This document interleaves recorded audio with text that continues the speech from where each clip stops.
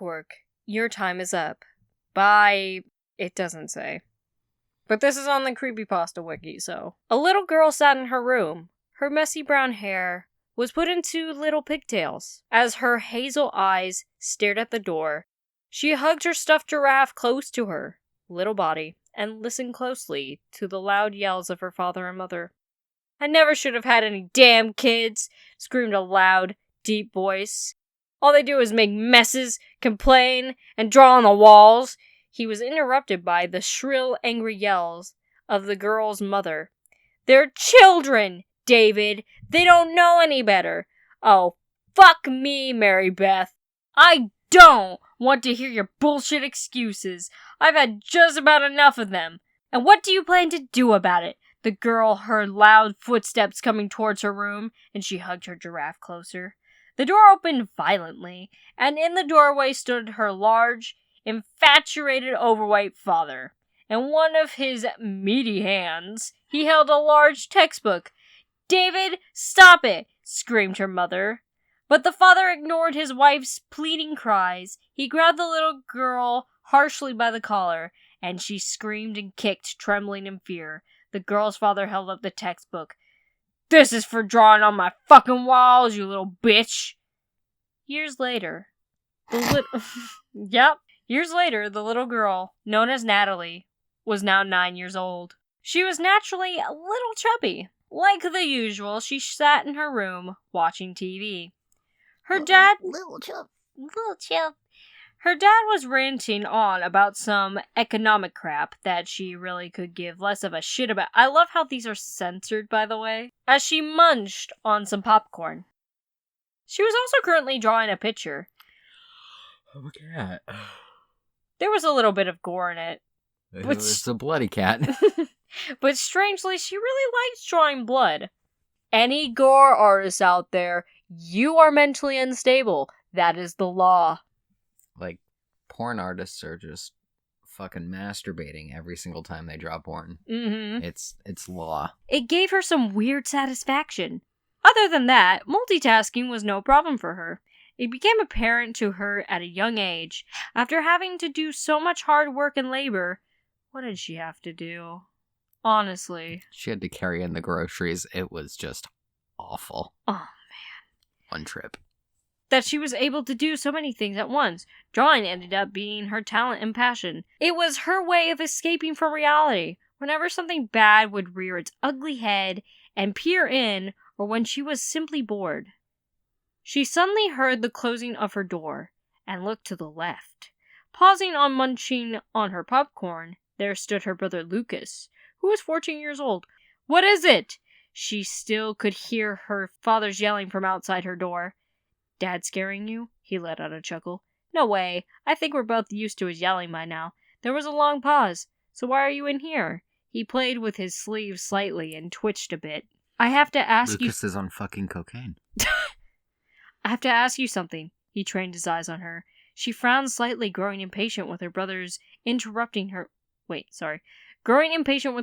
interrupting her movie and drawing. "What?" He moved a little closer. "You said you wanted to be cool and grown up, like a teenager, right?"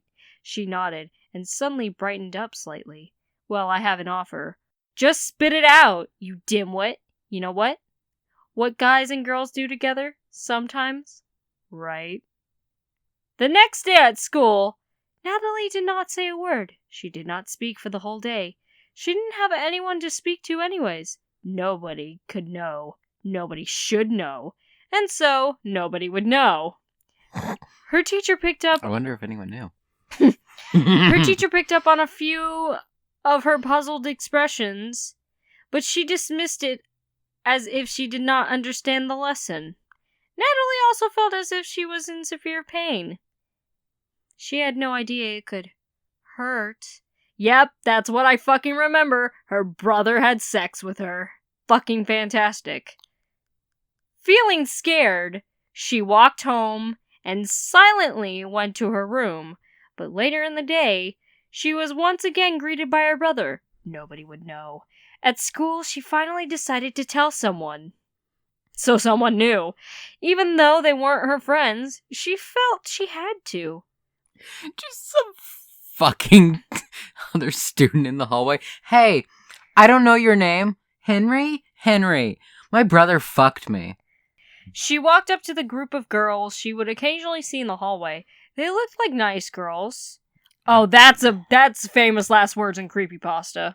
And they and Natalie had occasionally talked before. Hey, Mia. The ginger girl looked over at Natalie with a straight face. Yeah, Mia said to Natalie. I, really need to talk to you about something. It's been going on for a while, and you and your friends, well, I feel like you're the only person I can trust. Mia and her friends seemed to pull little smirk. Oh, these are not in quotations. That whole sentence I just read was not in quotations. Mia and her friends seemed to pull little smirks, but only for a moment. Little did Natalie know that they were hungry for gossip. Oh yeah, they seem like nice girls, pressing X to doubt. Alright, you can trust us. What's up? Ooh. One day later was all it took. She had been getting constant remarks on social networking sites. Why does she have a social networking site? She's 9. I assume she still's 9, right? A lot of kids today have social networking sites. Well, they shouldn't. Right? Such as Facebook. One time, someone even called her a whore. Not to mention, their lunch had ended up getting in her hair. Why? On social media? Why would anyone want to make fun of her for this? Like, shouldn't anyone at all, even with all the gossiping, be a little fucking concerned? It was going to be the least of her problems, but Natalie, being only 9, could not help be greatly upset at this fact. However, she did not cut, she did not peep, and she never said a word about it. But you're serious? No adult intervened in any way? No. But apparently adults suck in Creepypasta. Well, yeah, there's that. Unless the adults, just don't deserve to die. Connie, Toby's mom, is, the only adult who I know that didn't deserve to die and didn't die. Wouldn't you imagine that? So far on this journey, she had kept everything inside. Oh, this journey. She supposed it was better. She wouldn't let any pain get the best of her. 3 a.m., school night. Her mother was going to kill her. The girl known as Natalie was now 16. She was productive in high school, close to the honor roll. For once, she felt calm and happy. Though, like the usual, she would occasionally become a hermit in her room, hiding away from her dad, who still liked to constantly yell and scream about the economy, money, and politics, and all of that other bullshit that she was flat out tired of hearing. Her eyes started to feel heavy. She had an assignment to work on, but that was no longer important to her. All that was on her mind was sleep. She closed her laptop, and after her eyes adjusted to the darkness slightly, she saw her old, worn-down stuffed giraffe in the corner. She stared at it in complete and utter silence. Memories passed through her mind, and she felt tears come to her eyes. But quickly, she blinked them back. No more breaking, she thought to herself, but she continued to stare at it. What the fuck are you looking at? She said to the stuffed object. It simply stared back with soft, black, beady eyes. She shook her head and stood up. She looked down sadly at the little toy animal and gently picked it up in her arms. She cradled it and spoke softly to it. I'm sorry. Some tears ran down her face. She pet its rough, short fur softly as she lay down on her bed. She slowly went to sleep. She woke up by the angry growls of her mother. Exhausted, she slowly opened one of her eyes. I can't believe I forgot to take that laptop away. You were on it all night, weren't you? Natalie sighed and pressed her face deeper into the pillow, hugging her giraffe closer. Her mother sighed and walked out. Good to know that was essential. Wait, did this, just fucking happen in the middle of the night? Her mom walked into her room. You were on that laptop all night. Leaves. Fucking NPC. Nope, it just says she woke up. I assume it's morning. Because, in the next sentence, She took a shower, brushed her teeth, and ate some breakfast. So, I mean, she just came in that morning and was just like, you fucking laptop. Then she got dressed. She put on a gray and blue hoodie with fur inside it. So, see, it's a bluish gray hoodie, not green. Inside its hood, it wasn't her favorite. Well, tough shit. That's gonna be the thing you're drawn in all the time now. It's the only one she could wear to school due to the others being in the wash. She also put on black jeans and some thin, fashionable boots. Finally, she went down the stairs to get driven to school. She hopped in the car, and her mom sped off. However, on the way there, due to the lack of sleep, she slowly put her head against the window of the car and began to drip off. Her dreams, or more accurately, nightmares, consisted firstly of her physical abuse as a child, and secondly, of the sexual abuse she had suffered at the hands of her own brother, Lucas. The abuse had lasted for 4 years before she had the guts to turn him away. She started twitching and crying in her sleep, but her mother took no notice. Her mother never took notice. Suddenly, she was jolted awake by the sound of her mother's voice. "We're here," her mother said with annoyance in her voice, most likely from catching Natalie napping again. She looked at the large sign of the school, which read, Wakerville Colgate Institute for the Creative Fine Arts. She sighed tiredly and stepped out, putting her backpack on her shoulder. "See ya," she proclaimed, and closed the car door. She walked into the school and chatted with a couple of friends until she went up to her locker on the 3rd floor. She grabbed her books, and before the 5 minutes of time was over, she ran to class. Her English teacher, annoyingly, put her hand on Natalie's desk. "Where's your assignment, Miss Olette?" Natalie swallowed. I forgot it at home. Sorry, Miss Homenuke." Sure. "Okay. Your time is up, Miss Olette. Don't disappoint me." Natalie seemed puzzled by the thought for a moment. She didn't know why, but those words seemed to melt through her. She simply ignored it and went back to listening to the lesson, and falling asleep not too long after, of course. Later that day, she was heading to the locker for a 4th period when suddenly her boyfriend Chris approached her. "Hey, talk to me after school, alright?" She smiled. She loved talking to Chris. At the time, she didn't suspect anything. Chris was always sweet to her. That means some shit's about to go down. During her French class, Natalie failed to pay attention. Instead, she doodled the things she loved to draw the most. Why does art school have French class? Because they do. I don't know. Blood. Penises. Gore. Penises. People being stabbed. Tits. Knives. And the macabre things of the sort. Others would say that it was pretty dark of her to draw such things, but she saw nothing wrong with it. Yeah, because it doesn't mean shit. For some strange reason, it actually felt like a normal thing to her. Miss Olette.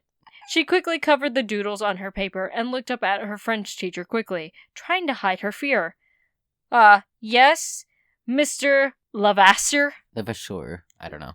Levasseur. With a slight turn of his head, he gestured for her to move her arm. "Show me your work." Oh, I hate when teachers do that. She hesitantly moved her arm, showing her teacher the picture of someone being stabbed by an insane man. Was it Jeff? The teacher stared, puzzled. Looking at her a bit, she smiled nervously. "Erase that and get started on your work," he said in a strangely calm voice. He walked away, and she sighed and began to erase the picture. And Miss Olette, Mr.